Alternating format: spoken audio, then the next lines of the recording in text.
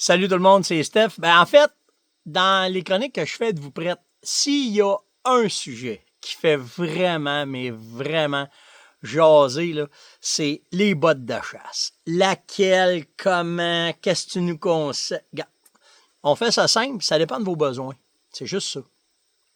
Si, admettons, le meilleur exemple, c'est l'île Anticosti. Tu vas aller à l'île Anticosti, il y a des swamps, ça va te prendre une bonne botte de caoutchouc. La botte de caoutchouc que tu vas prendre, tu vas essayer d'en avoir une qui va supporter ton pied. C'est ce qu'on veut d'une botte, c'est qu'elle nous supporte bien. Fait que tu vas prendre ça pour essayer d'avoir les pieds le plus au sec possible. Puis si tu te ramasses d'une swamp, au moins tu vas avoir une partie de ton pied. Mais le problème de la botte de caoutchouc, c'est que souvent, elle respire pas. Puis on va avoir un problème avec elle dans l'humidité de notre pied, fait qu'elle va venir tremper, puis là, c'est là qu'on peut avoir des problèmes. Autant qu'elle nous protège de l'eau extérieure, mais autant qu'à l'intérieur, on va avoir un problème. Avec le temps, il y a plusieurs sortes de bottes qui sont arrivées sur le marché. Puis là, c'est la technologie de la botte qui fait la différence. Puis ça, c'est le prix qui va le décider. Ça ne veut pas dire qu'une botte à 100$ ne sera pas bonne, mais ça ne veut pas dire qu'une botte à 500$, vous allez avoir un rendement que vous voulez non plus. C'est à vous autres de découvrir vos besoins rendus là. Par contre, ce que j'ai appris, c'est qu'avec le temps, j'aime mieux investir à base. À base, là. Les pieds, c'est ce qui est le plus important. Un bon bas pour empêcher de chauffer, d'avoir des ampoules. Normalement, le Merino, c'est ce qu'il y a de mieux. Puis vous le savez, on a fait des bas qui sont fantastiques. C'est vraiment nos spécifications pour les bas, puis ça fait vraiment la différence. Les bas Merino, OK? Moi, je ne peux plus me passer de ça. Puis après ça, c'est l'épaisseur qui fait la différence. Mais ça, je vous en reparlerai à un autre moment donné. Mais dans les bottes, après, ce qu'on va regarder, c'est la température, puis la légèreté, puis l'efficacité qu'on veut.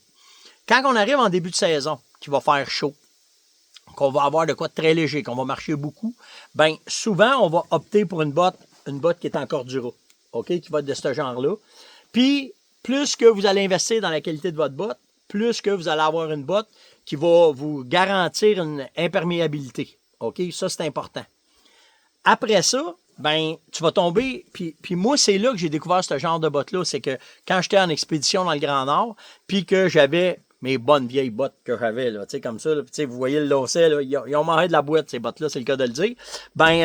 Avec les guides, puis les gars sur le terrain, les gars m'ont dit, va-t'en vers une botte européenne. Les Européens sont forts dans certaines bottes pour le hiking, la marche en montagne, les roches, le soutien du pied.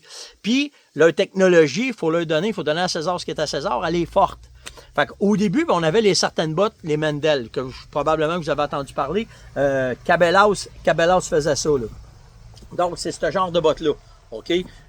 Mes bonnes vieilles bottes, ça fait nombre d'années que je les ai, puis ça faisait vraiment la job. Jusqu'à temps que, avec mon partenariat avec Beretta, que Beretta m'introduise vers Zamberlan.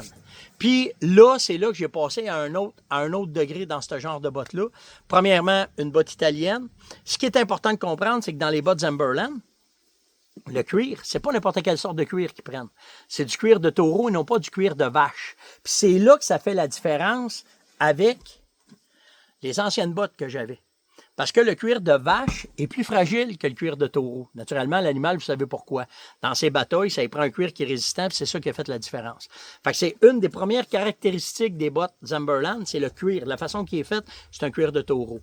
Après, bien entendu, toute la technologie qu'on a à l'intérieur des bottes, c'est le Gore-Tex, c'est la façon qu'ils sont faites, la flexibilité. Quand ils sont pensés là, pour les chasseurs, là, tu as toute la flexibilité qui est ici. Fait que tout ça mis un dans l'autre, ça fait que ça vous fait une botte qui est hyper performante quand vous allez à la chasse. Puis, c'est simple de même. Mais ce qui est bien important de comprendre, c'est surtout vos besoins là-dedans. Mais depuis le temps, ça, c'est dur à battre. On se passe. Si vous avez des questions, n'hésitez pas, steph.onjase@farmonette.com ou par n'importe où par nos réseaux sociaux. Ciao tout le monde!